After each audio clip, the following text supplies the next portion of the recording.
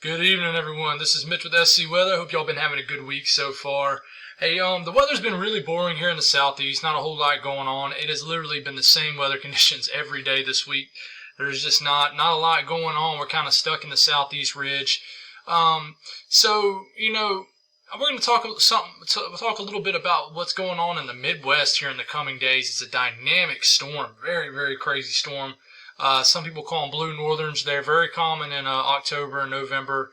The Front Range actually had one in early September, which was kind of rare for that time of the year. But we're for sure going to talk about this because it could really deliver snow in areas that aren't quite used to snow this time of year. It isn't super uncommon, but certainly is not very, very common. Places like Denver, Amarillo, Texas, anywhere in between are going to go from highs in the 50s and 60s to highs of sub-freezing highs for temperatures and snow. So here it is, and we're going to kind of go do a more broad look to start it off. And by the way, guys, if you haven't subscribed, definitely subscribe. It's much appreciated. Growth is really slow. There's just not a whole lot going on right now. Not a whole lot to talk about, so naturally a lot of people aren't watching weather-related stuff because it's just not very active. But thank you all for tuning in anyways. But we're getting into Saturday. Not a whole lot going on. But check out right here, this area of snow. A major Arctic front is going to dip down here, deliver a snowstorm in Denver. Not just a snowstorm, but it's going to be snowing well below zero. Incredible setup here. It gets down here, taps us with some warm moisture, and you just get a southern Midwest winter storm. Is definitely possible, and it's been showing up on the models very consistently for several days now. This is for Monday, and check this out. Oklahoma, Oklahoma City even. And they're kind of like right on the dividing line of rain and wintry weather. But check out Amarillo and snow. Amarillo's right here in the panhandle of Texas. It kind of lets up, but then it reloads here. And plenty of cold air right here temporarily, and it links up perfectly with some moisture with this Arctic air mass that really grips Colorado, the lower Midwest, the panhandle of Texas. They call these blue northerns, and it's just basically it comes from the sky being blue sometimes when these strong, very sharp cold fronts dip through areas of the Midwest and Texas and things like that. It's an event that I've always wanted to experience, and that it's just crazy. It goes from the 80s for highs to 30s and snow the next day. These are very dynamic systems, and just a crazy setup and stuff that I geek out over a lot as somebody who's passionate about the weather. But check it out. This is for Tuesday. Panhandle of Florida. I'm used to saying that. Panhandle of Texas is an all-out winter storm, and even on the GFS, it wants to show it really trying to sneak east. Not east as in Dallas, Texas, but I tell you don't have to drive very far for it to be very close. But this is an all-out winter storm if it shapes up like this. The pinkish is supposedly freezing rain. The purple, and I might have this a little backwards. No, that's right. And the purples is more sleet, according to the GFS, which is not that specific here. And then just all-out snow in Amarillo, the Panhandle of Texas is. Big time system. Cold rain in Texas, but this is a big system, and it pulls out and potentially delivers maybe some severe weather in the southeast, and eventually drags east and brings us some cool weather in the east. But this is a big time setup here. Check it out. This is snowfall totals, and this is overdone and only goes out to 132 hours. There's probably a little bit more than this, but this is just accounting for all includes sleet. So you see that up here, and it's counted from a 10-to-1 ratio. Now, that definitely will be that ratio in places like Denver and things like that, Denver, Colorado, because it'll be snowing in the teens in some cases. So everything's going to stick. But check out this huge amount of snow and sleet showing up for the panhandle of Texas. Half a foot of snow is definitely there, and I know them folks in the National Weather Service are going to have a hard time trying to figure out what this storm is going to do, because I'll tell you one thing, the panhandle of Texas is a hard area. I've seen a lot of times this area show an all-out winter storm for several days in a row, and within 24 to 48 hours it just kind of dwindle away. So it's a tough gig to follow right there. But check it out. Most of Oklahoma, winter weather, this little area right here, this is not snow. This is just wintry mix of something. Really won't get super detailed into that until it gets a tad bit closer, a day or so. But this is the really cool thing I want to show y'all guys. This is temperatures. This is right around overnight. There's one cold front that's done dip through Colorado and stuff already. Check it out. It kind of works its way through. I really wish my cursor would work here. All right, here we go. And it moves through just tomorrow for highs. Look, the Panhandle of Texas, Central Texas, it's in the 50s and 40s for highs. And check out this sharp cold front. It's baking down here in South Texas and things like that. It's below freezing in places like Denver or close to it for highs. And then the cold front kind of slows down. Nice weather, comfortable.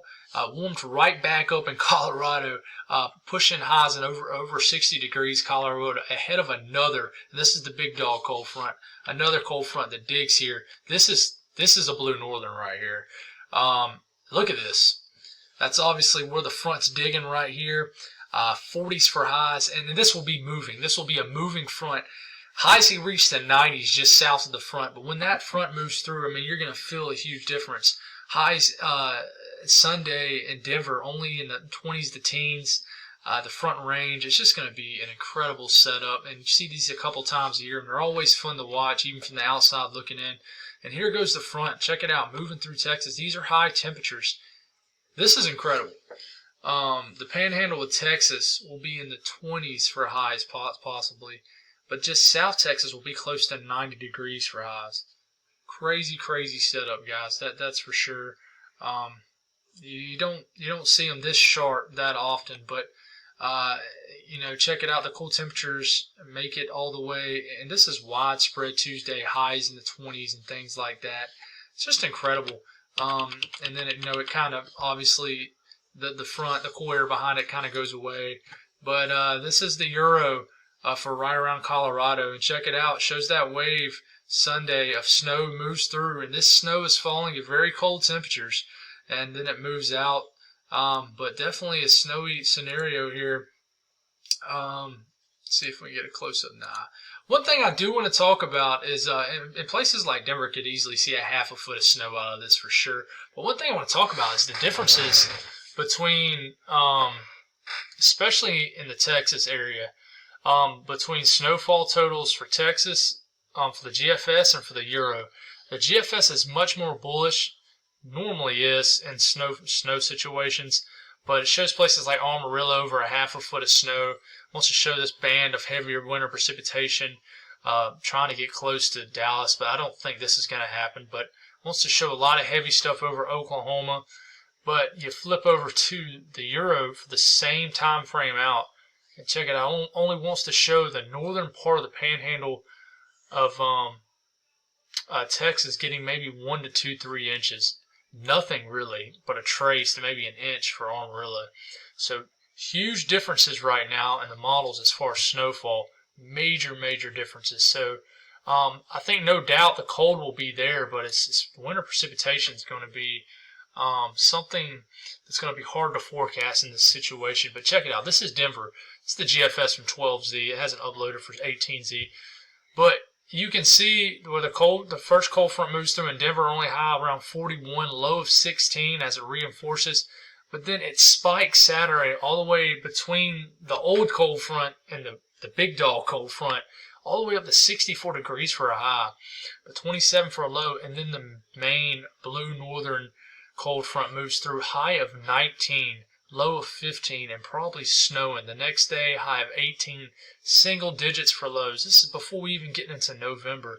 Check it out. It warms right back up. It does what Denver always does, and it's just Denver is a crazy weather city. I try to tell people here in the Carolinas, folks in the Carolinas who don't really know weather much want to say that the weather changes daily or hourly. But I try to remind them that we have nothing compared to people out in the Midwest. The weather changes so much more dramatically out there, and it's hard to make people kind of understand that because most of them don't care. But it changes so much more dramatically out there. I just can't even begin to explain that. But Amarillo, same scenario. Today reached almost 90 degrees. I believe it did. Of course, this isn't really a confirmed high. This is what it's saying it reached. But tomorrow, a cool day. Same thing Saturday, just kind of like in Denver. Temperature spiked to nearly 80 degrees. Warm day Sunday, but then that front moves through Sunday into Monday. And then highs may not get above freezing. Temperatures may not get above freezing for 48 hours or so in Amarillo, Texas. Texas, guys, and warms right back up. So this is I love watching these setups, and it's always interesting hearing people interact and seeing pictures of them, because sometimes they can really overproduce, especially in Denver. The one in early September did not produce as much snow as I don't think it could have, but check it out. Definitely places in the lower Midwest need to watch out for a winter storm. That's for sure. But that's all I got, guys. Stay tuned. I'm going to probably have another video on this as we get into the coming days. You have a good evening.